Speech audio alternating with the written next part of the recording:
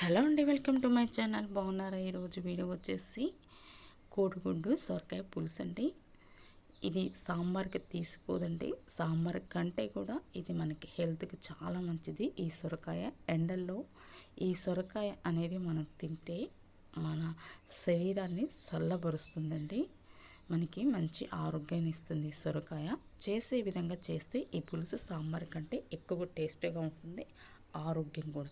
ముందుగా స్టవ్ వెలిగించి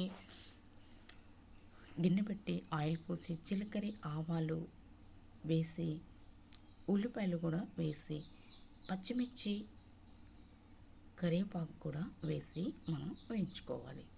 ఇది వండే తీరు వండాలి, కానీ సాంబార్ కంటే రుచి ఎక్కువగా ఉంటుందండి.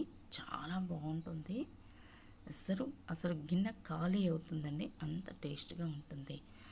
ఇలా సొరకాయ ముక్కల్ని ఇలా కట్ చేసుకోవాలండి పులుసుకైతే, ఎందుకంటే త్వరగా మగ్గుతాయి. అందుకని ఇలానే కట్ చేసుకుంటే త్వరగా మగ్గుతాయి. ఇప్పుడు ఈ తాలింపులోనే కొంచెం ఎక్కువగా వేగనివ్వాలి. తర్వాత పసుపు, కారం, గల్లుప్పు వేసుకొని బాగా కలుపుకోవాలి. ఇలా కలుపుకొని ఒక 10 నిమిషాలు, పావుగంట మనం మూత పెట్టి అలా పక్కన పెట్టాలి. తర్వాత మనకి పులుసుకి సరిపడా నీళ్ళు పోసుకోవాలండి. మనకు తెలుస్తుంది కదా ఎంత నీళ్ళు పోసుకుంటే మనకి ఇంటిలో పాతకు సరిపోద్దు.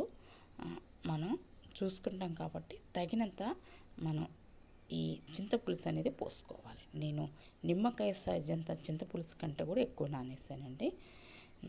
మొత్తం ఇలా ఎసరు పోసి జీలకర్ర పొడి, ధనియాల పొడి వేసానండి. మసాలా అయితే ఏమి వేయట్లేదనమాట.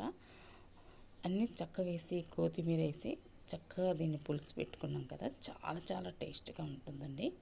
కోడిగుడ్లు కూడా దాంట్లో ఉడికేసరికి ఇంకా టేస్ట్గా ఉంది, చాలా బాగుంది.